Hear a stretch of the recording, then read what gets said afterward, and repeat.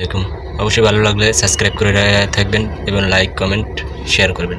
একজন জানতে চেয়েছিলেন চার্জিং পোর্টটা কীভাবে কত সেট করবে। অবশ্যই এখানে টিপ দিলে ইনজেক্টরে টিপে ধরবেন, ইনজেক্টরে টিপে ধরবেন। ঠিক আছে, দেখেন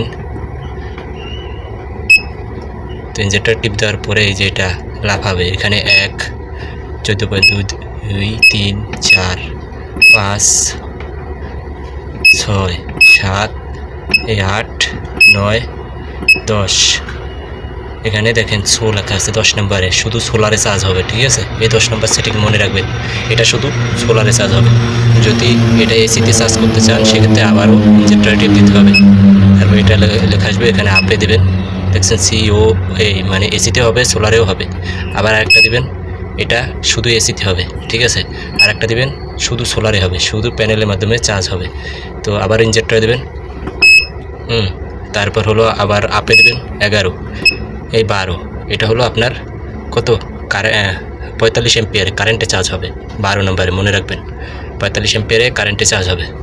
আবার 13 তো দিবেন, এইটা হলো সোলারে চার্জ হবে 65 এম্পিয়ারে। যারা কারেন্টে চার্জ করবেন তারা 12 নম্বর, যারা আপনার সোলারের মাধ্যমে চার্জ করবেন তারা এখানে 65, এটা 150 আপনি যত তো রাখেন, আমারটা দেওয়া আছে 65। আর কারেন্টে হাইস্ট আপনারা 50-এ দেবেন, এর উপরে দিবেন না, তাহলে আপনার এটা ভালো থাকবে। ঠিক আছে, আর এখন এই যে মনে রাখবেন 13 হয়েছে কারেন্ট এসি, আর 13 হয়েছে সোলার, আর 12 হলো এসি।